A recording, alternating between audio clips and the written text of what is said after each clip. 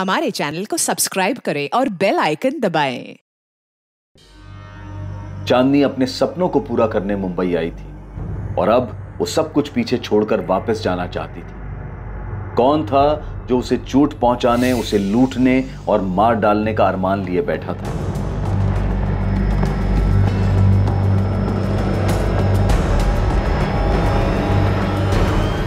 राठी साहब, आपका बेटा विवेक अपना दूसरा नंबर भी बंद करके बैठा है। एक बात बताइए, अगर उसने कुछ किया नहीं है तो हमारे सामने क्यों नहीं आ रहा है? डर क्यों रहा है वो इतना? आखिरी बार जब उससे बात हुई थी तो मैंने उसे समझाया था कि जो कुछ भी है पुलिस के सामने सरेंडर कर दे। जब पहले उसका ये दूसरा नंबर ऑन था तब उस वक्त आपने और आपकी पत्नी ने हमें नंबर क्यों नहीं दिया? आप लोग बचाने की कोशिश कर रहे हैं उसे बचाऊंगा क्यों जब मेरे बेटे ने कोई गलती नहीं की है? वो जल्दी वापस आ जाएगा। शायद वो डर गया होगा। और वो चांदनी, वो तो मेरे बेटे के लायक थी नहीं। देखिए राठी साहब, वो किस लायक थी किस लायक नहीं थी हमें मत बताइए। वो मर चुकी है इस वक्त और आपका बेटा हमारा प्राइम सस्पेक्ट है जो फरार है इस वक्त। राजू वर्मा से बात हो गई, आ रहा है वो। गुड, नहीं तो हमें जाना पड़ता रांची और फिजूल में वक्त बर्बाद होता है। बात एक काम करो, तुम इस दिव्या और कंचन से इंक्वायरी करती रहो, मैं संदीप और आमिर को देख लूंगा। Sure sir.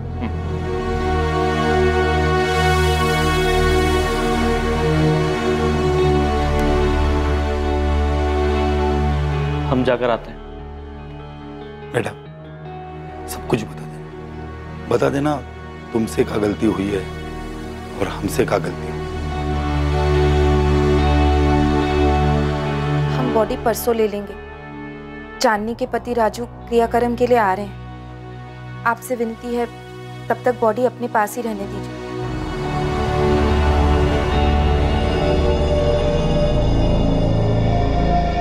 भारती, एक बात है जो मैंने तुम्हें नहीं बताई। कौन सी बात? वो गहने, चांदनी के गहने।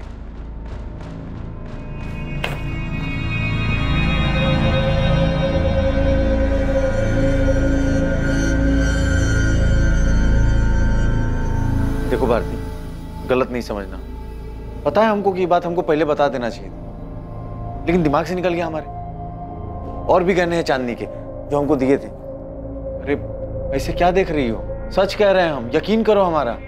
अरे ध्यान में नहीं था, नहीं तो तुमसे छुपाते हम ये बात। इससे पहले कि चांदनी से जुड़े लोग चांदनी के बारे में अपना अपना बयान दे पाते और ये बता पाते कि उसकी मौत का कारण क्या हो सकता है, चांदनी के मर्डर के प्राइम सस्पेक्ट विवेक राठी ने पुलिस के सामने खुद को सरेंडर कर दिया, जिसे रेड कैप और ब्लैक जैकेट में देखा गया था। क्या वो चांदनी का बॉयफ्रेंड विवेक राठी था जो उस दिन उसे मारने के इरादे से वहां आया था? उसके पास चांदनी से नाराज होने की वजह जरूर थी। मैं चांदनी को 2015 से जानती थी, जब से वो मुंबई आई। मुझे दिव्या ने ही चांदनी से मिलवाया था। क्या विवेक ने चांदनी को मार डाला होगा? क्योंकि चांदनी उसे छोड़कर रांची जाना चाहती थी वापस। मुझे नहीं पता, मुझे बस इतना पता है कि चांदनी और विवेक एक दूसरे से प्यार करते थे। चांदनी ने कहा था वो विवेक से शादी करेगी। अब सडनली उसने जाने का क्यों डिसाइड किया मैं नहीं जानती। शायद उसे कुछ परेशान कर रहा था, उसका मन नहीं लग रहा था मुंबई में, या फिर। सर मैं पार्टियों में डीजे का काम करता हूँ। ऐसे एक पार्टी में दिव्या से मुलाकात हुई और उसी ने चांदनी से मिलवाया। दिव्या कंचन के दोस्त है सर, और कंचन को मैं लंबे समय से जानता हूँ। दिव्या ने ही कंचन को चांदनी से मिलवाया और कंचन ने मुझे चांदनी से इंट्रोड्यूस करवाया, फिर हम अच्छे दोस्त बन गए, बस नहीं। क्या तुम लोग ये बात जानते थे कि चांदनी शादीशुदा थी? क्योंकि दिव्या का कहना है कि उसने विवेक को कहा था कि वो उससे शादी करेगी। सर हमें तो ये बात अब जाके पता चली है और हमें क्या पड़ी थी उससे आगे पूछने की। फ्रैंकली कहूँ तो सर उसने अपनी लाइफ का ये पहलू कभी हमारे सामने शेयर ही नहीं किया, और अगर हमें पता चल भी जाता तो क्या फ़र्क पड़ता। वैसे तो विवेक राठी हमारा सस्पेक्ट है क्योंकि वो चांदनी का बॉयफ्रेंड था, पर अभी हमारे पास इस बात के पुख्ता सबूत नहीं है कि 21 जुलाई की रात को विवेक ही रेड कैप और ब्लैक जैकेट में गया था। अभी तुम दोनों मुझे बताओ, तुम दोनों का चांदनी के साथ रिश्ता क्या था, दोस्ती के अलावा? सर मैंने चांदनी को नहीं मारा। तो फिर चाकू अपने साथ लेके जाने की क्या जरूरत थी? और कैप तो तूने इसलिए पहनी थी ताकि तू अपना चेहरा छुपा सके, कोई देख ना सके तुझे। सर मैं खुद चांदनी के मर्डर से दुखी हूँ। मैं गया था उस रात को उससे मिलने क्योंकि वो मेरी फोन इग्नोर कर रही थी। तुझे क्या लगता है हम तेरे झूठ पे यकीन कर लेंगे? मैं कह तो रहा हूँ, मैं उसके घर पे गया था उस रात को, मैंने उसे नहीं मारा। लगभग 1 महीने से ऊपर हो गया था सर, वो मुझसे बात नहीं कर रही थी। एक दिन अचानक से कहने लगी कि मैं घर चली जाऊँ। ब्रेकअप? क्या बकवास कर रही हो? तुम्हें पता भी है तुम क्या बोल रही हो? बस विवेक, अब मुझे वापस जाना है। कहाँ जाना है? रांची। चांदनी, देखो बहुत मुश्किलों से मैंने अपने पेरेंट्स को मनाया। तुम्हें भी पता है कि वो इस रिश्ते के कितने खिलाफ थे। अरे आज जब सब कुछ ठीक है, मुझे छोड़ के जाना चाहती हो? विवेक, जो हमारे बीच में था वो बहुत अच्छा था, पर अब मुझे वापस जाना है। मुझे तुमसे कोई शिकायत नहीं है। सर, अचानक से मुंबई छोड़ के उसने घर जाने का फैसला ले लिया और अचानक से मुझसे बात करना भी बंद कर दिया। काम पे भी नहीं जा रही थी, इसलिए मैं उसके घर पे गया था उससे बात करने।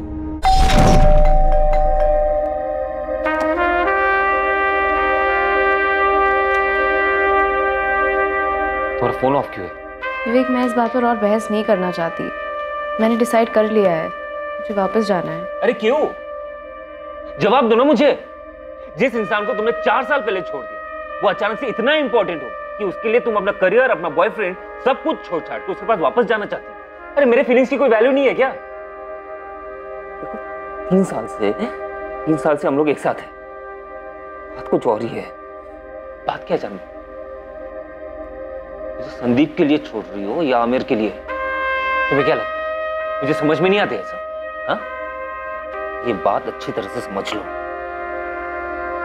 तुम मुझे किसी के लिए भी छोड़ नहीं सकती।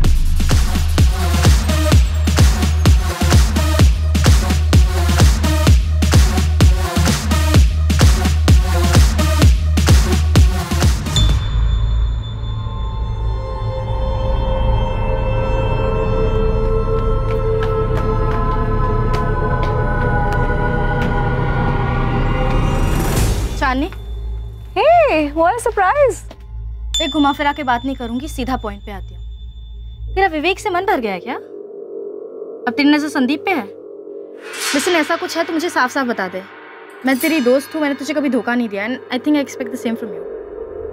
अच्छा, तो ये बात है, इसलिए तुमने और संदीप ने मुझे अवॉइड करना शुरू कर दिया? ये मेरे सवाल का जवाब नहीं है। क्या मैंने तुमसे कभी पूछा है कि तुम्हारे और विवेक के बीच में कुछ चल रहा है? कभी सवाल किया है मैंने? मैं लोगों को धोखा नहीं देती, सो प्लीज कुछ है तो बता दो। Is there anything going on between you two? Are you sleeping with him? क्या बात है दिव्या, कल रात कंचन भी यही सवाल पूछ रही थी। मुझे पता है इसकी बात। अगर तुम दोनों को साथ में ही टाइम स्पेंड करना था तो मुझसे कह देते, मैं घर चली गई होती। अरे यार कंचन, क्यों बच्चों जैसे रिएक्ट कर रही हो? जो कि तो शेयर किया उसने। या ऑब्वियसली जो सिर्फ तुम्हें सुनाना चाहती थी। चल बस एक जोक था जो शेयर किया था। आमिर को शेयर नहीं कर रही, वो तुम्हारा ही, ओके? एक्सक्लूसिव। क्या यार आमिर? नहीं, एक मिनट, बोल ना, बोल चांदनी, तुझे क्या लगता है? हाँ, आमिर को तुझसे छीन लूंगी। आई थॉट संदीप को छीनने के बाद तुझे आदत पड़ गई होगी लोगों के बॉयफ्रेंड्स को छीनने की। जान, अगर मुझे कुछ चाहिए होता है ना तो मुझे छीनने की जरूरत नहीं पड़ती, वो खुद चलकर मेरे पास आ जाता है। और तू एक काम कर, तू इस आमिर को ना एक बक्से में बंद करके रख ली, और तू एक पट्टा बांध ले इसके नाम का, एटलीस्ट इनसिक्योर होना बंद कर देगी। क्या? तुम अच्छी तरह से जानती हो दिव्या, जो मुझे चाहिए वो मैं हासिल कर लेती हूँ। चांदनी प्लीज ये बकवास तू मेरे सामने तो मत कर। तूने जो जगह हासिल किया है ना, उसकी वजह मैं हूँ। तुझे बहन जी से बेब मैंने बनाया। अगर मेरी नजर तुझ पे पड़ी नहीं होती ना तो तू आज भी वो वर्कर्स के लिए यूनिफॉर्म डिजाइन कर रही होती गारमेंट फैक्ट्री में। Get it? एक मामूली कंपनी के मामूली सैलरी में तेरी जिंदगी यही रह जाती, एक स्मॉल टाउन गर्ल की। सर। हाँ चांदनी। कुछ ज्यादा स्टाइलिश नहीं लगा चांदनी? हाँ सर, एकदम अलग है। बढ़िया है ना ये यूनिफॉर्म? बढ़िया और अलग तो है, लेकिन हमारे क्लाइंट 5 स्टार होटल नहीं 3 स्टार होटल है। हमें उनकी हैसियत और उनके बजट का भी ध्यान रखना पड़ता है। तुम एक काम करो, एक दूसरा थोड़ा लोअर स्टाइल डिजाइन तैयार करो। ये डिजाइन उनको पसंद तो आएगा, लेकिन मुझे डर है कि उनके बजट में नहीं आए। कुछ ज्यादा ही स्टाइलिश हो गई ना। वैसे मैं दूसरा डिजाइन बनवा रहा हूँ, इससे थोड़ा लोअर कॉस्ट में। हाँ बनवा लीजिए मंजीत जी, लेकिन मैं ये भी रख रही हूँ, क्या पता किसी और क्लाइंट को अच्छा लगे। वैसे आपके लिए डिजाइन बना कौन रहा है? क्या दिव्या जी, आप भी मुझसे ही मेरे बिजनेस के सीक्रेट पूछ रही हैं? मैं तो बस ऐसे ही पूछ रही हूँ। जो भी डिजाइनर है बहुत टैलेंटेड है। तुमने कहीं से डिजाइनिंग का कोर्स किया है? नहीं मैम, खुद से सीखा है, वो इंटरनेट पे देख के। दिव्या, दिव्या बुलाओ मुझे, मैडम नहीं।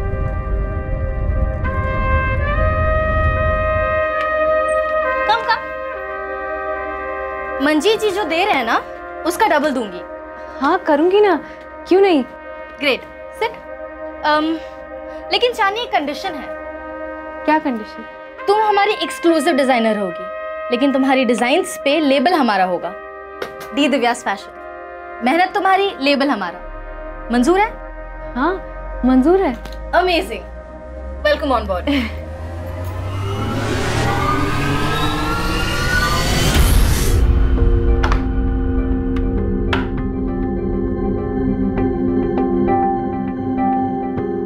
चांदनी, ये कोई वक्त है घर आने का?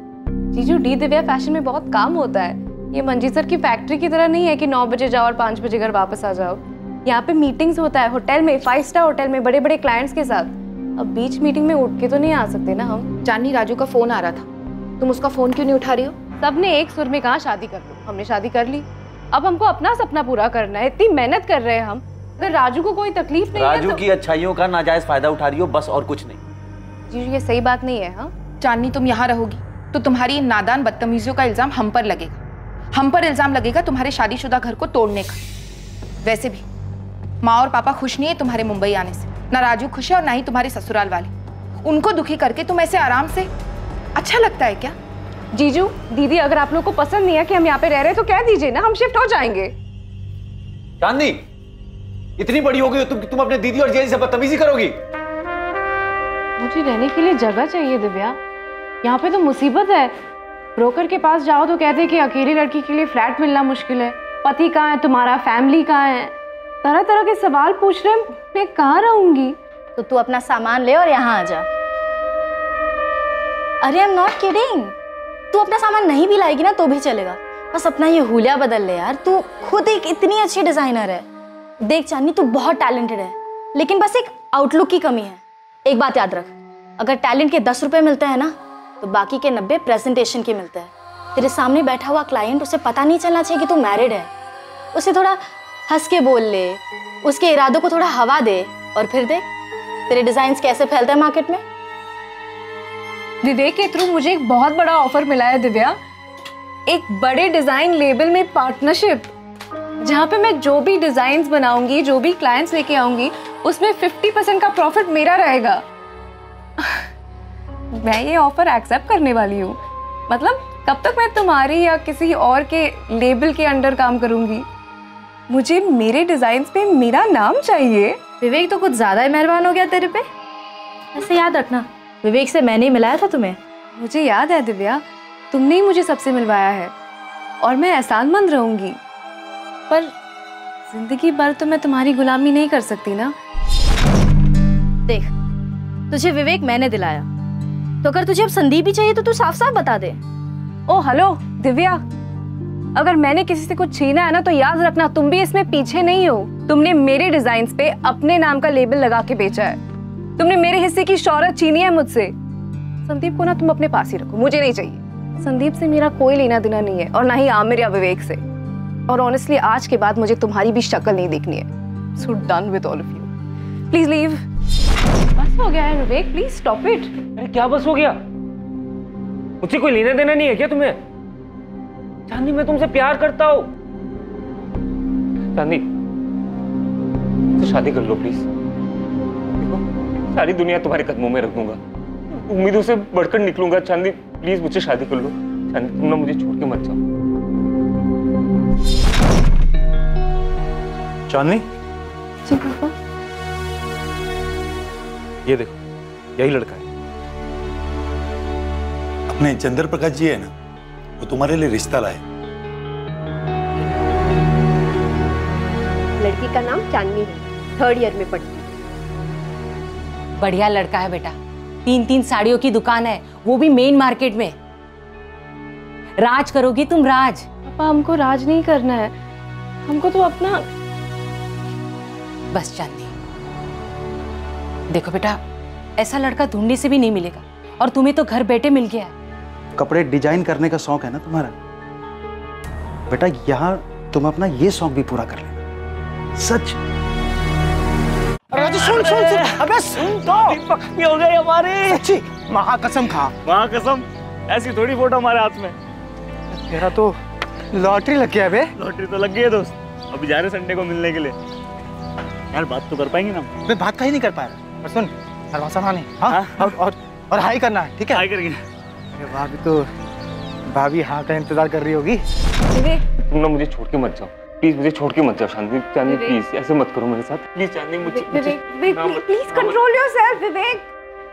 मैंने डिसाइड कर लिया, मैं राजू के पास वापस जा रही हूँ। Stop it. क्या है?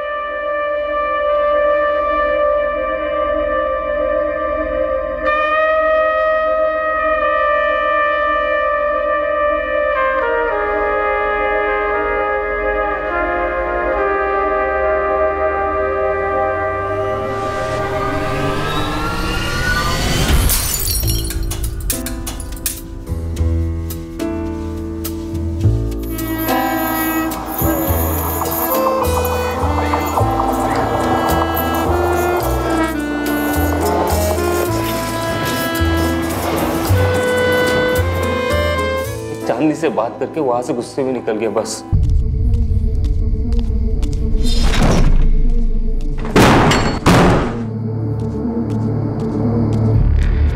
जब अकल ठिकाने आएगी वो खुद मुझे कांटेक्ट करेगी। लेकिन उसकी मौत की खबर आएगी ये मुझे पता नहीं था सर। मैं चांदनी से प्यार करता था, ये जानने के बावजूद कि ये क्या विवेक? सर मेरे पीठ पीछे चांदी का संदीप और आमिर के साथ भी अफेयर चल रहा था। अगर भारती और मोहित ने हमें बहुत कुछ नहीं बताया तो इसका मतलब ये नहीं है कि दिव्या तुमने भी हमें सब कुछ बता दिया है। हाँ, बना ली थी मैंने दूरी चांदनी से।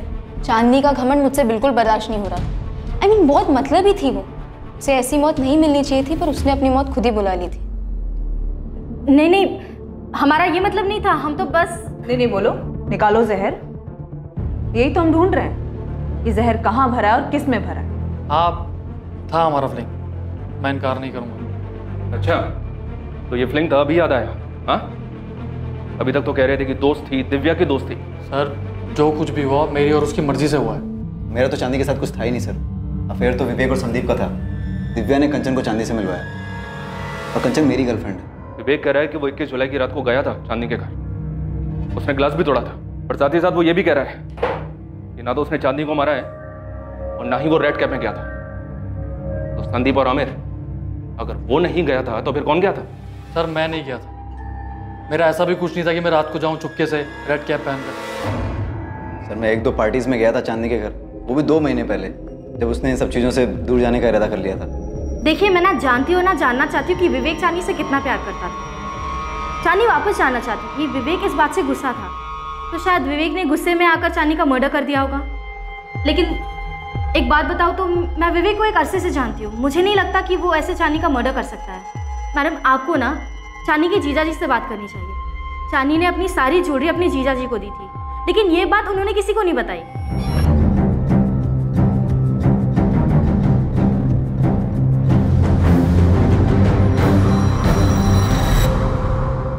सर वो ध्यान ही नहीं रहा एकदम। और एक तो जाने की तैयारी में उलझे हुए थे और अचानक से चांदनी की खबर है। अब इन सब के बीच में ऐसे उलझ गए कि ये बात दिमाग से ही निकल गई। क्या मतलब है मोहित यादव के दिमाग से ही निकल गई? अगर बाई चांस चांदनी ने दिव्या को अपने वापस जाने की ज्वेलरी तुम्हें देने की बात नहीं बताई होती, तुम तो सारा माल दबा के बैठ जाते। नहीं नहीं सर। क्या नहीं नहीं? कितनी बार तुमसे पूछा ज्ञानों के बारे में, पैसों के बारे में, पर हर बार तुमने यही कहा कि तुम्हें तो कुछ पता ही नहीं है। चांदनी ने तुम्हें कुछ नहीं बताया और अब सारी की सारी ज्वेलरी तुम्हारे पास से निकली। मैं ये बात नहीं जानती थी। चांदनी ने मुझे वापस जाने की बात कही थी, लेकिन गहनों के बारे में कुछ नहीं कहा था। उसने कब इन्हें गहने दिए, मुझे इस बारे में कुछ नहीं पता। चांदनी को लगा होगा कि ये गहने सब सुरक्षित पहुंचा देंगे। भारती को बताना जरूरी नहीं समझा होगा। दिव्या, चांदनी ने तुम्हें कॉल करके बताया था क्या कि उसने अपनी सारी ज्वेलरी अपने जीजा मोहित को दी है? उसने मुझे फोन नहीं किया था, मैंने उसे फोन किया था। मैं तो बस जानना चाहती थी कि कहीं उसकी मुंबई छोड़ के जाने की वजह चांदनी और मेरे बीच संदीप को लेकर जो झगड़ा हुआ था, कहीं वो तो नहीं है। लेकिन फिर उससे बात करके पता चला कि वजह तो कुछ और ही है। नहीं दिव्या, ऐसी कोई बात नहीं है। पर अब जब तुमने कॉल किया है तो मैं तुम्हें बता दूं। हाँ, सोई हूँ मैं संदीप के साथ। मैं जानती हूँ चांदनी, तुझे मुझे कुछ बताने की जरूरत नहीं है, लेकिन मैं बस इतना जानना चाहती हूँ कि कहीं यही तो वजह नहीं है कि तू मुंबई से। क्या? मुंबई से क्या? मैं भाग नहीं रही हूँ दिव्या, मुझे बस खुश रहना है। सब कुछ छोड़ के मैं यहाँ मुंबई आई थी, अब मुझे बस वापस जाना है। दीदी और जीजा भी अगले हफ्ते रांची जा रहे हैं, मैं उन्हीं के साथ अपने सारे गहने भेज दूंगी और उसके कुछ दिनों बाद मैं भी चली जाऊंगी। मैंने उससे कुछ नहीं पूछा, वो तो अपनी ही धुन में थी और बात बात में उसने बता दिया। सच कहूं तो मैं ये बात भूल भी गई थी, लेकिन जब इंस्पेक्टर ने मुझे ज्वेलरी के बारे में पूछा ना, तब मुझे याद आया कि हाँ, चांदी ने ऐसा कुछ कहा तो था। मेरी तरफ क्या देख रहे हो? मैंने क्या किया? मैंने चांदनी को नहीं मारा। आप भी बैठिए यहाँ। क्यों? किस लिए? बैठिए, साहब आएंगे तो बात करेंगे। चांदनी के पड़ोसी ललित ने किसी शख्स को रेड कैप और जैकेट के साथ देखा था। क्या वो संदिग्ध शख्स इन चारों में से कोई एक था? चांदनी के पड़ोसी ललित सिंगल को बुलाया गया ताकि वो पहचान कर सके कि उन चारों में से वो कौन था जो चांदनी के घर से उसकी हत्या करके बाहर निकला था। लेकिन इससे पहले कि ललित उन चारों को देख पाता, एक और पहलू पुलिस के सामने आ गया। चांदनी बहुत मतलबी लड़की थी, सिर्फ अपने बारे में सोचती थी। टैलेंटेड थी लेकिन सेल्फिश भी बहुत थी। जैस्मिन, तुमने बस यही कहने के लिए फोन किया है?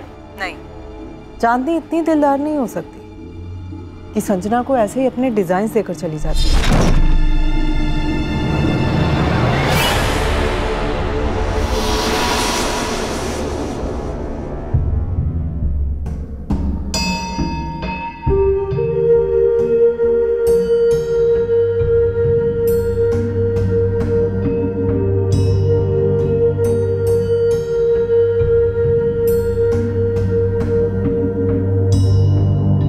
मैं तो बस देख रही थी। जैस्मिन, चांदनी ने खुद दिए डिजाइन्स मुझे, तुम्हें मेरी बात पर भरोसा नहीं है क्या?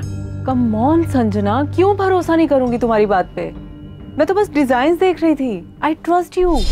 मुझे भरोसा नहीं है चांदनी पर, इतनी दिलदार तो वो हो ही नहीं सकती। तो तुम ये कहना चाहती हो कि चांदनी को संजना ने उसके डिजाइन्स के लिए मार डाला? मैं आपको सिर्फ ये बताना चाहती हूँ कि चांदनी उन लोगों में से नहीं थी जो अपने डिजाइन्स इतना इजीली किसी को दे देती।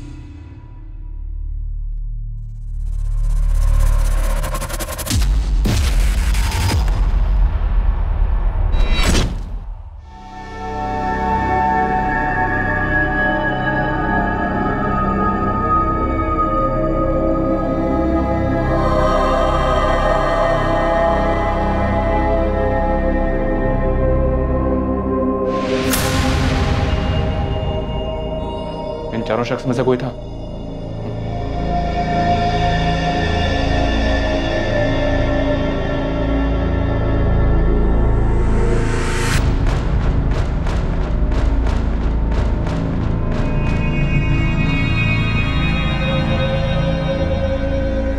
ठीक से पहचान नहीं पा रहा हूँ। उसने जैकेट का कॉलर ऊपर किया हुआ था और कैप पहनी हुई थी। हाइट बॉडी देख के भी कुछ पता नहीं चल रहा है, कौन हो सकता है? वो ये जो तीनों एक साथ बैठे हैं, उनको तो मैंने चांदी के घर पे आते जाते देखा, लेकिन उनमें से कौन हो सकता है ये कहना मुश्किल है। और वो चौथा?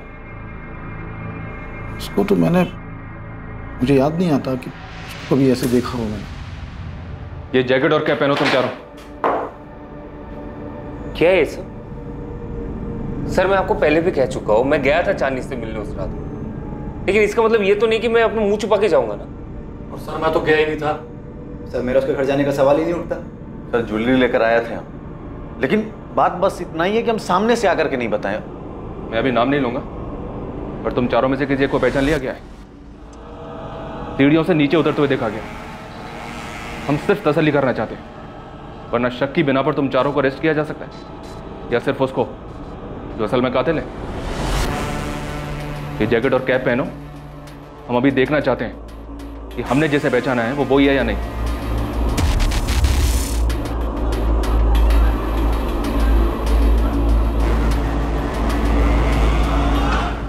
सर, मैं चांदनी से 17 जुलाई को मिली थी। जैस्मिन बहुत ज़्यादा परेशान थी क्योंकि चांदनी काम पर नहीं आ रही थी, और एक बहुत इंपॉर्टेंट क्लाइंट का ब्राइडल वेयर तैयार करना था। हम उस क्लाइंट को खोना नहीं चाहते थे। वो कॉन्ट्रैक्ट भी चांदनी ने लिया था। और तुमने चांदनी से उसके डिज़ाइन मांग लिए?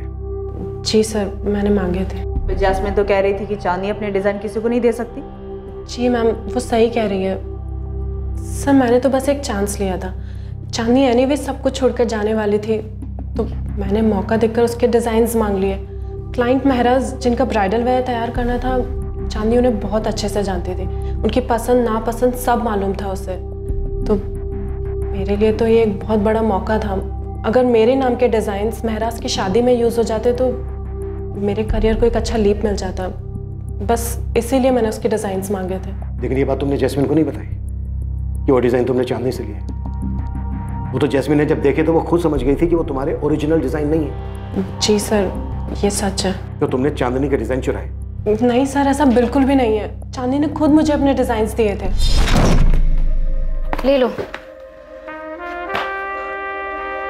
चांदनी, मीरास की सारी ब्राइडल डिज़ाइंस हैं इसमें, और कुछ ऐसे भी डिज़ाइंस हैं जो मैंने यूं ही बनाए थे, किसी क्लाइंट के नहीं है। तुम रख सकती हो, अब मुझे इनकी कोई ज़रूरत नहीं है। Thank you Chandni, thank you so much. Sir उसने खुद ही दे दिए मुझे सारे डिज़ाइंस, और मैंने चांदनी की कोई चीज़ नहीं चुराई। वो दुखी थी, मुझे नहीं पता वो वापस क्यों जाना चाहती थी, पर दुखी थी। तो तुमने ये बात जैस्मिन को खुद क्यों नहीं बताई कि चांदनी ने अपने सारे डिज़ाइन तुम्हें खुद दिए थे? मैं चाहती थी कि सबको लगे ये मेरे ओरिजिनल आइडियाज़ है, मेरे डिज़ाइन है। मुझे भी चांदनी के जैसा नाम चाहिए था, बस इसीलिए चुप रही मैं। लेकिन जब जैस्मिन ने मेरे डिज़ाइंस देखकर कहा कि वो चांदनी के डिज़ाइन से मैच हो रहे, तो मैंने सच बता दिया था। मैंने झूठ नहीं बोला। और अगर मैंने झूठ बोला होता तो मैं चांदनी का फोल्डर अपने वर्क स्टेशन पर क्यों रखती? एटलीस्ट उसका कवर तो चेंज कर देती। मैम, सर, मैंने चांदनी की कोई चीज़ नहीं चुराई है और ना ही किसी को भेजा है चोरी करने के लिए। सारी पॉसिबिलिटीज ट्राई कर ली है सर। ये ललित श्योर नहीं कि इसने किसको देखा है। इसे सभी एक जैसे ही लग रहे हैं। कोई भी हो सकता है सर, चारों में से। लेकिन ललित जी, कोई एक ही था। हाँ, एक तो था, लेकिन पहचान में नहीं आ रहा, तो ऐसे कैसे किसी का नाम ले लूँगा? कॉल रिकॉर्ड से कुछ सामने आया स्वाति? सर, विवेक राठी के अलावा और किसी का फोन लोकेशन कांदीवली ईस्ट नहीं दिखा रहा है, जहाँ चांदनी रहती थी। और विवेक राठी का कहना है कि उसने ना तो जैकेट पहनी थी और ना ही कैप। सर, रेड कैप और जैकेट पहचान छुपाने के लिए पहना गया था, और अगर वो विवेक राठी होता तो अपने साथ अपना मोबाइल फोन लेकर क्यों आता? बाकी बचे तीन, संदीप पाराशर, आमिर सैयद और चांदनी का जीजा मोहित यादव। इन तीनों में से कोई है? सर, ये मोहित यादव मुझे ठीक नहीं लग रहा। उसकी बीवी ने भी सामने ऐसा कर कुछ नहीं कहा। जब हमने इन दोनों को खोदा तब कहीं जाकर दोनों ने पकना शुरू किया। सर, हम इन लोगों के इर्द गिर्द घूम रहे हैं। संजना ने कहा था कि चांदनी दुखी थी, वो वापस रांची अपने पति के पास जाना चाहती थी, लेकिन विवेक नहीं चाहता था कि चांदनी यहाँ से जाए। तो कहीं ऐसा तो नहीं कि हम यहाँ ढूंढ रहे हैं और ये सारा किया धरा उस राजू वर्मा का हो?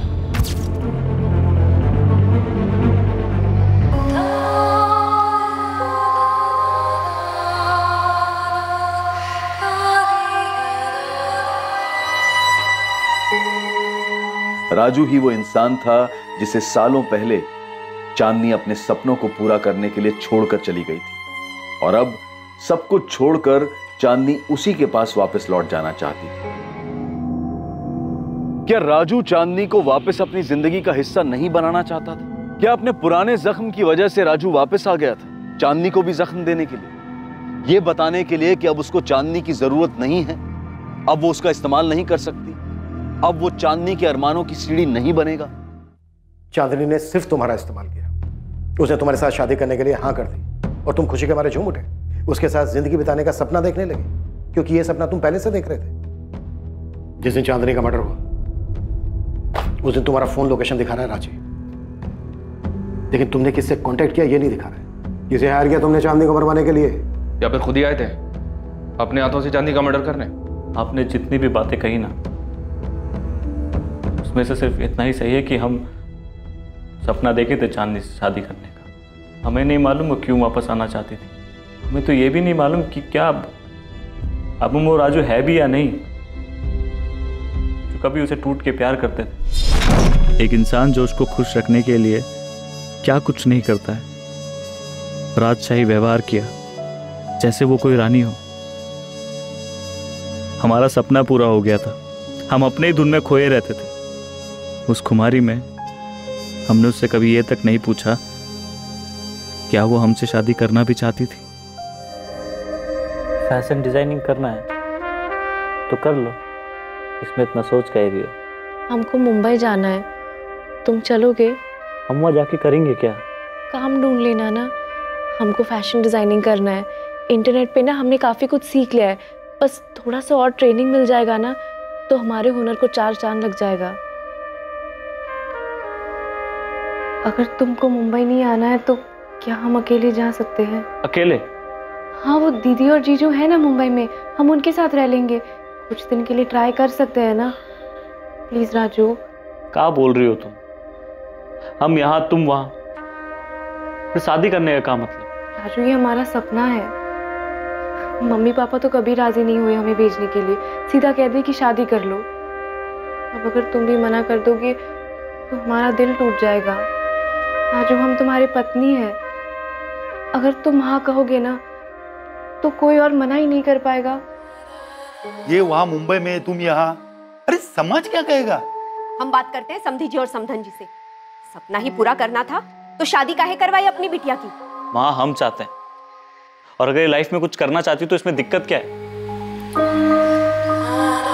ये हम क्या सुन रहे हैं चांदनी? पापा, आपने कहा था शादी कर लो, फिर तुम्हारी पति की मर्जी। अब राजू मान गया है, वो तैयार हो गया है, अब आपको क्या दिक्कत है? तुम इतना मौका परस्त कैसे हो सकती? वो तुमसे इतना प्यार करते हैं और तुम उनकी अच्छाइयों का इतना फायदा उठा रही हो। हम राजू का फायदा उठा रहे हैं, हम। और नहीं तो क्या, उनका यहाँ जमा जमाया कारोबार है और तुम उन्हें घसीट कर यहाँ से मुंबई ले जाना चाहती हो। पापा, हमारा सपना है जो आपको और मम्मी को तो दिखाई नहीं पड़ता, अब राजू को दिखाई पड़ता है, उसको हम पर पूरा विश्वास है। हम तो मुंबई जा रहे हैं बस। आ जाओ चांदनी, ये वाली सीट। तुम बैठो, मैं सामान रखता हूँ। ये हम कुछ तुम्हारे लिए लाए थे, संभाल के रखना, लापरवाही में इधर उधर मत कर देना। चांदनी, मिस करेंगे हम तुमको। हम भी तुमको मिस करेंगे। 6 महीने हो गए चांदनी, तुम आई नहीं। राजू, इतना काम होता है हम बता नहीं सकते। हमें क्या पता था कि हमें इतनी जल्दी काम मिल जाएगा और इतनी तेजी से आगे बढ़ जाएंगे। बहुत याद आती है तुम्हारी। हमको भी। चलो हम फोन रखते हैं, हाँ देर हो रही है। चांदनी सुनो। राजू, एक बहुत इंपॉर्टेंट प्रेजेंटेशन था इसलिए फोन नहीं उठा पाए, हम बाद में बात करें क्या? चांदनी, तुमने 1 महीने से फोन नहीं उठाया हमारा। राजू, तुम्हें पता नहीं है कि हम कितना बिजी रहते हैं, तुम सोच भी नहीं सकते। पता है, हमारे प्रेजेंटेशन ना 5 स्टार होटल में होते हैं, बड़े बड़े क्लाइंट्स हैं। तुम यहाँ कब आ रही हो रांची? चांदनी, तुम्हें देखने का मन करता है। राजू, तुम मुंबई आ जाओ ना, यहाँ पे बहुत काम है, हम यहाँ पे अपनी दुनिया बसा लेंगे ना। हमारा तो सपना था तुमसे शादी करके यहाँ। राजू, हम तुमसे बाद में बात करें, बहुत काम है और हमें फोकस करना है। हम बाद में कॉल करते हैं। चांदनी,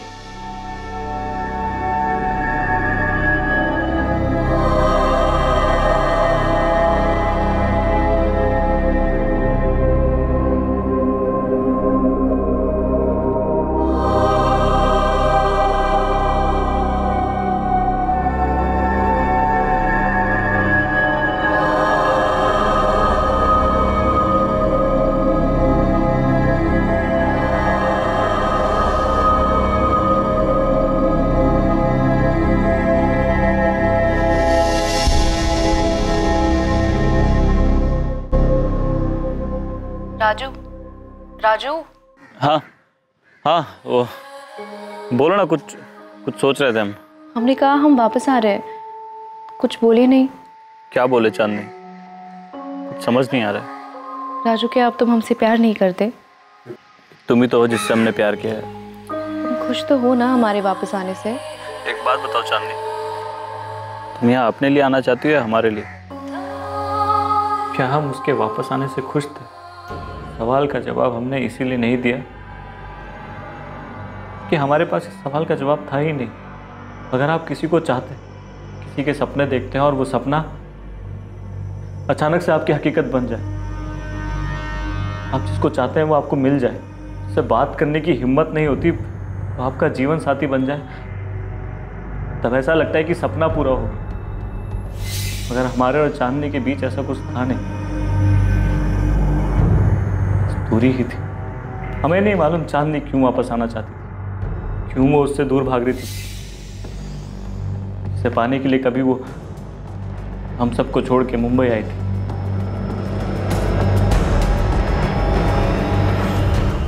सर उसे पाके हमें कुछ मिला नहीं, उसे मार के भी हम क्या हासिल कर लेते। अगर आपको फिर भी लगता है कि हम उसके कातिल हैं, हमारे पास कुछ है नहीं और कहने के लिए। ये तो टूटा हुआ हारा हुआ बेचारा पति भी है और प्रेमी भी। क्या हम इस विवेक राठी पे गलत शक कर रहे हैं? हो सकता है सर। वैसे हमारे पास उसके खिलाफ कोई ठोस सबूत नहीं है सिवाय उसकी फोन लोकेशन की, जो कि चांदनी की लोकेलिटी का है। हैरानी की बात यह कि वो इस बात से इनकार भी नहीं कर रहा है कि वो वहां गया था। फॉरेंसिक टीम को चांदनी घर में ग्लास पर फिंगरप्रिंट मिले और बॉटल पर भी। और कहीं चांदनी की बॉडी लॉकर या कहीं और? No sir, no fingerprint, locker पर भी नहीं। ये जरूर चांदनी के फ्रेंड सर्कल से कोई होगा। चांदनी के रांची जाने के डिसीजन से विवेक हट हुआ होगा। चांदनी के इस मर्डर का मोटिव तो गुस्सा ही हो सकता है। लेकिन ये सफर इतना भी आसान नहीं था। बहुत मुश्किल था पता करना कि चांदनी पर किसके गुस्से का कहर टूटा था, उसके बॉयफ्रेंड विवेक राठी का। लेकिन उसके खिलाफ अब तक कोई सबूत नहीं मिला था। चांदनी के किसी भी दोस्त का हिसाब किताब इन्वेस्टिगेटिंग टीम के गणित पर फिट नहीं बैठ रहा था। हर कोई अपनी अपनी रोजमर्रा की भागम भाग में वापस खो गया और अपनी नॉर्मल लाइफ में लौट गया। हर उस जगह से, हर उस काम से दूर जो उन्हें स्पॉटलाइट में ला सकता था। चांदनी वर्मा और उसकी मौत धीरे धीरे अतीत का हिस्सा हो गई। चांदनी वर्मा के घर कौन आया था जिसने उसकी हत्या की थी? पुलिस के पास इस बात से जुड़ी कोई लीड, कोई सुराग नहीं था कि आखिर वो रेड कैप वाला इंसान कौन था। आपने राजू जी को गहने दे दिए? हाँ दिए, लेकिन उसने लिए नहीं। कहा कि उसे नहीं चाहिए। हम एक दो बार बात भी की चांदनी के फ्लैट के बारे में। उसने कहा उसे वो भी नहीं चाहिए। कह रहा था आपको चाहिए तो आप रख लीजिए। हम कहे नहीं, तुम्हारे नाम पे ही ट्रांसफर होगा। कहा कि चांदनी के जाने के बाद सब कुछ अब तुम्हारा ही है। चल चल। गहने कहाँ हैं? हमको ऐसा काहे लग रहा है कि तुम हम पे शक कर रही हो? क्या चांदनी ने आपको सचमुच फोन करके बुलाया था और गहने दिए? चांदनी ने हमको फोन किया और अपने घर बुलाया। हम फोन नहीं किए थे उसको। अरे हमको तो पता भी नहीं था कि उसके जीवन में चल कर रहा है। और तुम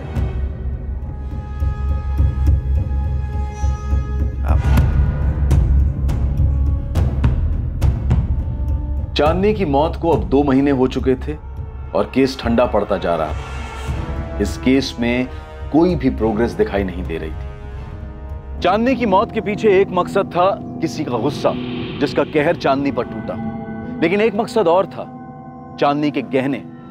कोई उसके सारे गहने भी लेना चाहता था और उन गहनों से अपने सपनों को पंख देना चाहता था। मैं सब इंस्पेक्टर रमेश शर्मा बोल रहा हूँ। कौन बोल रहा है? सर, शरद जोशी, नानानाथ ज्वेलर्स से बोल रहा हूँ। आपके एक इन्फॉर्मर ने 2 महीने पहले मुझे चोरी के गहनों के बारे में बताया था। कुछ आएगा तेरे पास? हाँ, एक डायमंड ईयरिंग का जोड़ा आया है।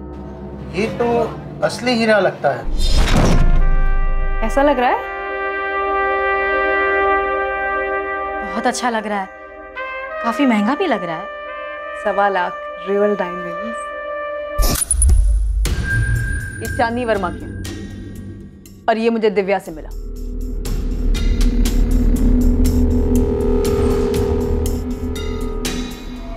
सेम ईयरिंग्स है। शरद जोशी स्मार्ट निकला सर। उसने उस लड़की का नाम और एड्रेस नोट कर लिया था जो लड़की सेम ईयरिंग्स बेचने आई थी।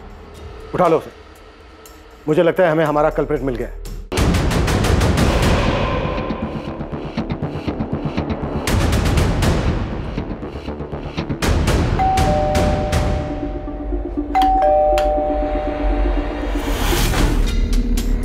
जी? रुखसाना सईद आपकी बेटी है? जी, क्या हुआ? ये आमिर सईद। कौन है ये? जी, ये मेरा बेटा है। क्या बात है? बुलाइए दोनों को बात करनी। लेकिन बात क्या है, बताएंगे आप?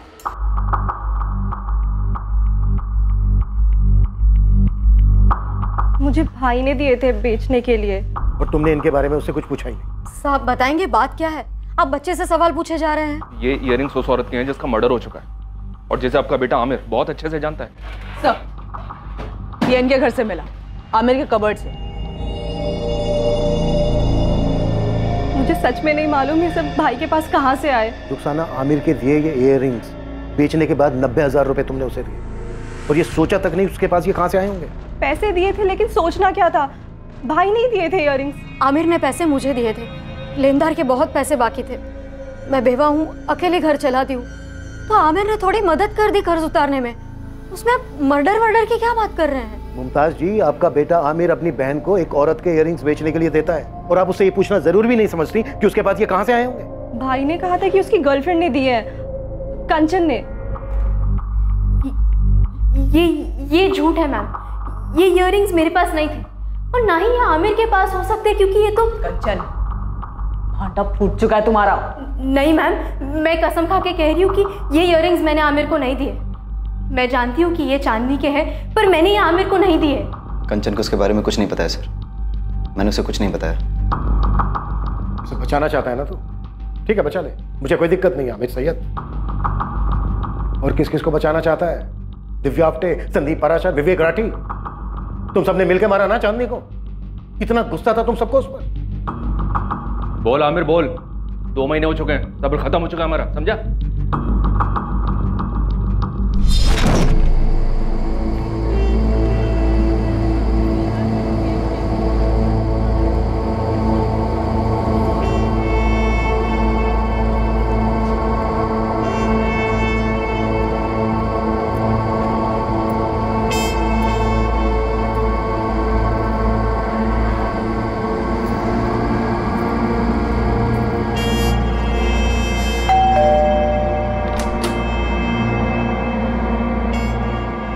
आज रात सबके सब अपने इश्यूज क्लियर करके ही मानोगे।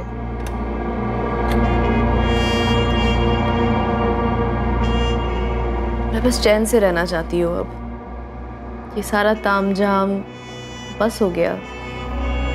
so सॉरी यार आमिर, कंचन को भी बोलना that I am really sorry. मुझे ऐसे उसे इंसल्ट नहीं करना चाहिए था। तू ना इस आमिर को एक बक्से में बंद करके रख ले और तू एक पट्टा बांध ले इसके नाम का, एटलीस्ट इनसिक्योर होना बंद कर देगी। क्या? 2 टकी की गिरी हुई औरत है, तू समझी? पति को तो स्टैंड बाय पे रखा है घर पे, यहाँ जो मिल रहा है एरा गैरा उससे मुंह लगाती फिरती है, तू शर्म नहीं आती? नहीं बस करो यार। तुझे एरा गैरा कह रही है आमिर, और तू कौन सी हूर की परी है बे? ये जो तुझे गिफ्ट दिलाता है, दारू पिलाता है, घुमाता है, वो सब मेरे पैसे करता है और तू मुझे कह रही है? ए चुप कर साले, तेरे माँ के कर्जे को चुकाने के लिए तू मुझसे पैसे लेना। तूने बताया इस औरत को तेरे बर्थडे पे जो ड्रेस खरीदा था वो मेरे पैसे से खरीदा था और तू मुझे 2 टकी कह रही है। मुझे पता है ना कंचन, ये आमिर तुझसे बोर हो गया है, इसलिए तो वो मेरे पास आता है। शक्ल देखी है तूने खुद की? मेरा पति ना लट्टू है मुझ पे और हमेशा रहेगा। और मैं जो यहाँ पे खड़ी हूँ वो खुद के दम पे खड़ी हूँ। जो भी हासिल किया है ना वो खुद हासिल किया है। और तू कौन है? हाँ, क्या करती है? तेरी औकात क्या है? तू बस स्टोर में काम करती है, याद है ना तुझे? मेरे खुद के डिजाइन है, मुझे पता है ना। तू खुद ही स्टैंड बाय पे है, तो अगली बार मेरे सामने बात मत कर, समझी? बढ़िया ही।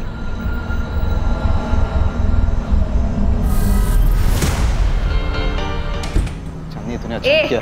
मैंने जो भी कहा ना बिल्कुल सही कहा। वो घटिया है और तू गिरा हुआ इंसान है, पैसों की वजह से चिपक गए मुझसे।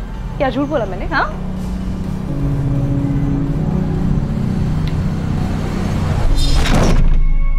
प्लीज मुझे माफ कर दो। मुझे भी माफ कर देना चांदनी।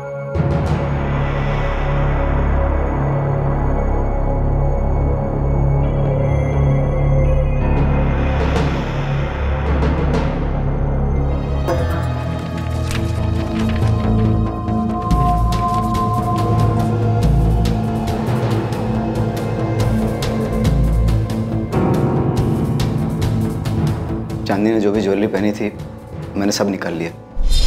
बाद में पता चला कि उसने पहले ही अपने सारे गहने अपने जीजा को दे दिए थे। कंचन को पता था ये सब? नहीं सर, उसकी तो चांदनी से उस झगड़े के बाद कभी बात नहीं हुई। मुझे लेनदारों को देने के लिए पैसे चाहिए थे। चांदनी ने मेरी बहुत मदद की, लेकिन बहुत इंसल्ट भी की। बहुत ही बददिमाग और बदतमीज लड़की थी। कंचन की भी इंसल्ट की उसने। ये बात हमेशा मेरे दिल को चुभती रही। वो चाकू कहाँ छुपाया तूने? और वो ग्लव्स जिनका इस्तेमाल तूने चांदनी को मारने के लिए किया, जैकेट, कैप, जिनसे तूने अपनी आइडेंटिटी छुपाई, कहाँ है ये सब? सब फेंक दिया सर, एक नाले में। कौन से नाले में फेंक दिया? देखा मैं।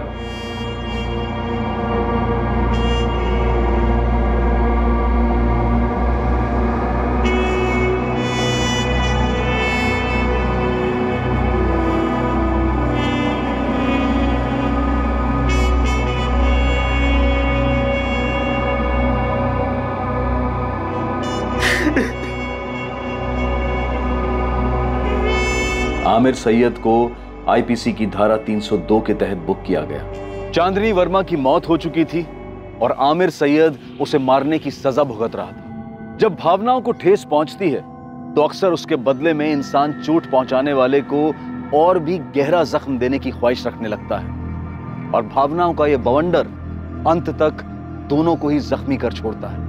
हमें हमेशा कोशिश करनी चाहिए कि हम कभी किसी को ठेस ना पहुंचाएं और कभी हमें ठेस पहुंचे तो उसके बारे में ज्यादा ना सोचकर उसे नजरअंदाज करने की कोशिश करें। अब मैं अनूप सोनी आपसे विदा लेता हूं।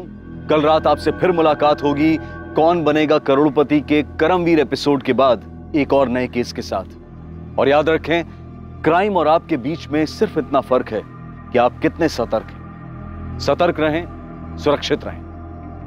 जय Hind. For more updates, subscribe to our channel, click the show links and enjoy watching the videos.